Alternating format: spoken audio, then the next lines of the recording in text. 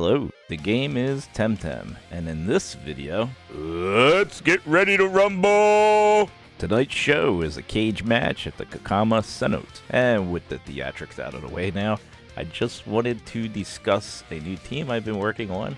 It's basically switching out Nidressel with Mushook, and utilizing his cage ability to put 2 debuffs onto the Temtem, the wild Temtem that you're catching and releasing for Pansun. And just to reiterate, the hypothesis that we're working on here is the lower the health of the Freetem that you're trying to capture, or the wild Tem, the easier it is to capture them. If they have some type of debuff on them, it makes it even easier. So I was using poison stacks, so it would last a little longer than sleep or hypnosis, and for whatever reason I don't think sleep works as well as the poison stacks, and it doesn't last as long. So I've been working on that team and optimizing it and changing it around, and then I came up with this team because I was thinking, what else could we be using as a secondary debuff? So why not get them down to orange health, have poison stacks on them, and have something else. So after doing a little bit of research, I wanted to use Mushook because he has this cage ability that's very nice. It pops off on the second turn, it hits all of them. He can also throw poison stacks himself, and that's all he really needs to do because Saku is taking care of the rest. Saku's got all the healing, Saku's the tank, Saku's just my little chunky boy. He's untouchable. From the little bit of testing that I've been able to do so far, this build is a little less brain dead than the Nidressel and Saku build that I put out a couple weeks ago. This does require a little more thought process. You might have to occasionally think a couple turns ahead and pay attention a little bit. You're not worried about Saku's health, you're more worried about the fact that you're juggling 2 debuffs now. And that's kind of where it comes into play as far as not being super easy mode, but it's still pretty easy mode. And I think that's largely in part because of Saku and just being such a tough tank. My hopes for this build is that it will be easier to capture the Temtem. It's a little slower on the start, but by turn 3 you should have all the buffs up, and if it does work, if it is much easier to capture these and you're using less cards, hopefully you should be able to capture by turn 3 or turn 4. But we'll have to see. It needs further testing. It might turn out that it's an interesting method, but using 2 debuffs is just too slow and too time consuming versus using 1 debuff and spamming cards. There's going to be a trade-off there, so we'll have to see. I invite everybody watching this video to go out and help with the testing. Give me your feedback. Let me know how it's working out for you, because like I said, I don't really have the time to properly test this build myself. I did a little bit of testing, so it's still a little unproven. In theory it should work. I guess I should say on hypothesis it should work. But Mushook is very easy to get together. He doesn't require a lot of attention. There's no breeding needed for him. Saku, you will need the egg move for him, as that will be his main healing ability. Alright, let's put this team together. So first thing you're going to need is a Mushy, so go out and grab one. You want it to be probably to level 27 or under, that way it can evolve by the time it hits 48.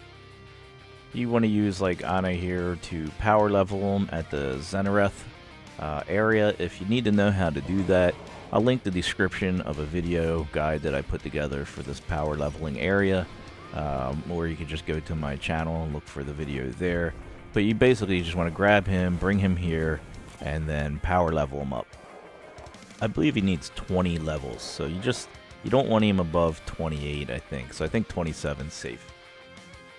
Check out this little awesome yell he gives at the end. It cracks me up.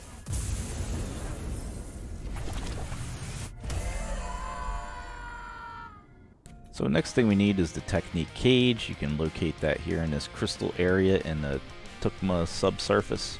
It's just a pretty simple sliding puzzle. You just go over to the right and then you just go up, and that's it. You may have already gotten it, but I figured let me just show you where it's at in case you haven't gotten this yet. Next, train the technique to your freshly evolved Mushook, and we can continue on to the fighting. Grab your Saku and head on over to the Kakama Cenote for the main attraction, the the cage match. So you just want to get your abilities. You'll want Toxic Spores for the poison stacks, and you'll want Cage. Paralyzing Poison you can throw in there. I haven't used it yet. For Saku, you will want Urushiol because that does synergize with Mushook. And we'll want our Lifeful Sap. And it's good to have a couple DDs like Wind Burst or Sharp Leaf. Make sure you got Lure on your Saku and 4-Leaf Clover on your Mushook.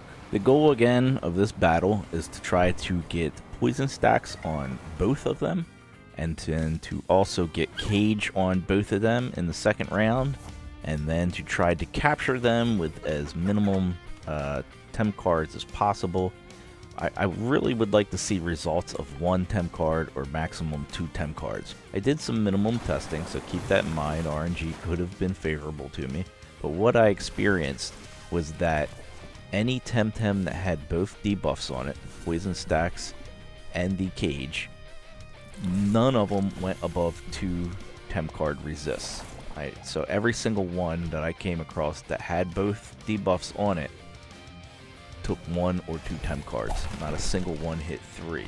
Now I'm sure there will be times where it hits 3 or 4, but this is what I'm looking for. I'd like to see a minimum of like 1 and 2. If we can see results like that on a consistent basis with a couple spikes of 3 and 4 here and there, and reduce the spikes of 5 and 6 that you can typically see with 1 debuff, then that'll kind of prove to me that this works. Having double debuffs does work and is worth it. And then you got to do some measurements to see if the extra time it takes to put those debuffs on it pays off in an increased Pansun per hour rate.